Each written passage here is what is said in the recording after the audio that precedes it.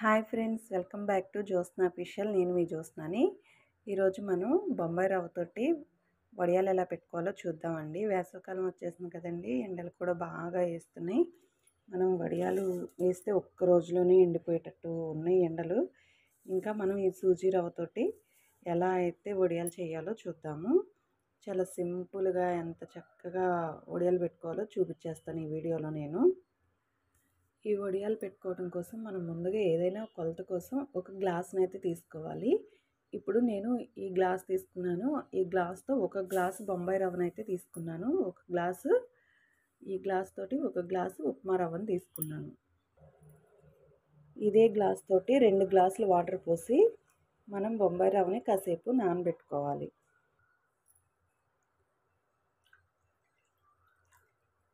రవ్వలోకి 2 గ్లాసులు వాటర్ పోసుకొని బాగా ఉండలు లేకుండా బాగా తిప్పుకోవాలి. ఇలా బాగా కలుపుకున్న తర్వాత ఒక 15 నిమిషాల పాటు మూత పెట్టేసి పక్కన పెట్టుకోవాలి.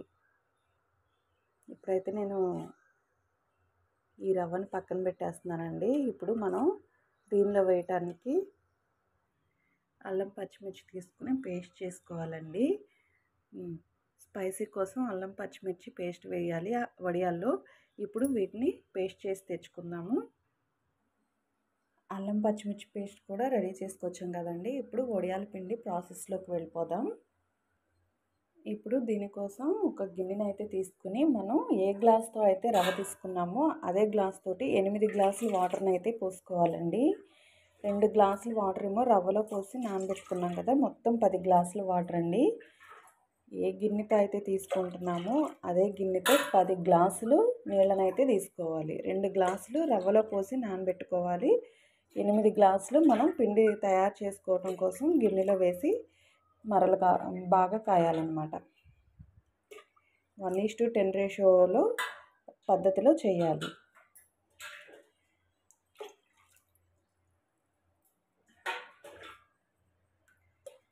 నేను 8 గ్లాసులు వాటర్ తీసుకున్నాను కదండి. 2 గ్లాసులేమో రవ్వలో వేసాను, మొత్తం 10 గ్లాసులు కదండి. ఇప్పుడు ఈ వాటర్ని స్టవ్ ఆన్ చేసి స్టవ్ మీద పెట్టి బాగా కాయాలి.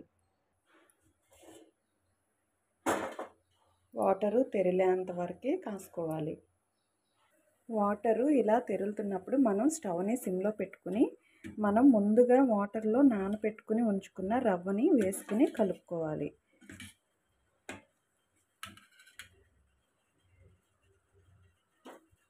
ఇప్పుడు రవ్వని ఇలా కొద్ది కొద్దిగా వేసుకుంటూ కలుపుకోవాలి.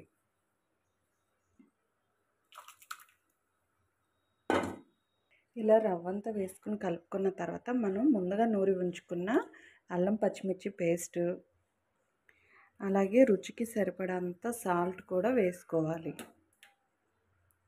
ఇప్పుడు కొద్దిగా జీలకర్ర కూడా వేసుకొని మొత్తం తిప్పుకోవాలి ఒకసారి.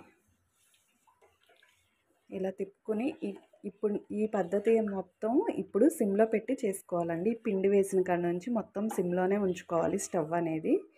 ఇంకా ఈ రవ్వ అనేది కొద్దిగా దగ్గర పడే వరకు మనం ఉంచాలి స్టవ్ మీద. మనం రవ్వని వేసిన దగ్గర నుంచి కలుపుతూ ఉండాలండి. కలపకపోతే రవ్వ అనేది ఉండలు చుట్టేస్తుంది. కన్సిస్టెన్సీ ఇలా ఉన్నప్పుడు మనం కాస్త ఉప్పు చూసుకుని, ఉప్పు చాలకపోతే మళ్ళీ కొద్దిగా వేసుకుని కలుపుకోవచ్చు. నాకు ఉప్పు సరిపోయినట్లేదండి, నేను మళ్ళీ కొద్దిగా ఉప్పునైతే వేస్తున్నాను. వేసి ఇదంతా బాగా మిక్స్ అయ్యేటట్టు కలుపుకోవాలి.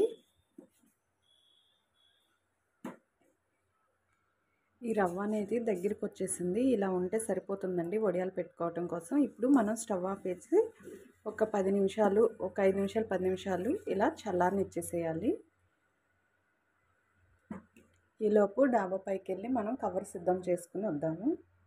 వడియాలు పెట్టడం కోసం కవర్ని అయితే డాబా పైన చక్కగా పెట్టేసుకుని వస్తాను నేను. ఈలోపు వడియాలు పెట్టడం కోసం ఇలా కవర్ని కూడా నేను సిద్ధం చేసుకున్నానండి. కింద క్లాత్ వేసి పైన కవర్ అయితే వేసుకున్నాను.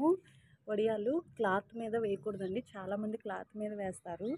మామూలుగా క్లాత్ మీద వేస్తే వడియాలు తీసేటప్పుడు రావండి, దానికి అతుక్కుపోయి సరిగా రావు, ముక్కలు ముక్కలుగా ఇరిగిపోతాయి. అదే కవర్ మీద వేస్తే చక్కగా అవే వాటంతట అవే వచ్చేస్తవి. ఇప్పుడు ఒక గిన్నెలోకి నేను కాస్త పిండిని తీసుకుని స్పూన్ తోటి వడియాలు అయితే పెడుతున్నాను చూడండి. ఇలా స్పూన్ తోటి రవ్వని మనం ఇట్లా తీసేసుకుని కవర్ మీద ఇలా వేసేసుకోవటమేనండి. మనం వడియాలు వేసేటప్పుడే కాస్త దూరంగా వేస్తే పక్కన కలవకుండా ఉంటాయి. ఇట్లా దూరంగా వడియాలు అనేవి వేసుకోవాలి. నేను మొత్తం పెట్టేసిన తర్వాత మళ్ళీ మీకు చూపిస్తాను.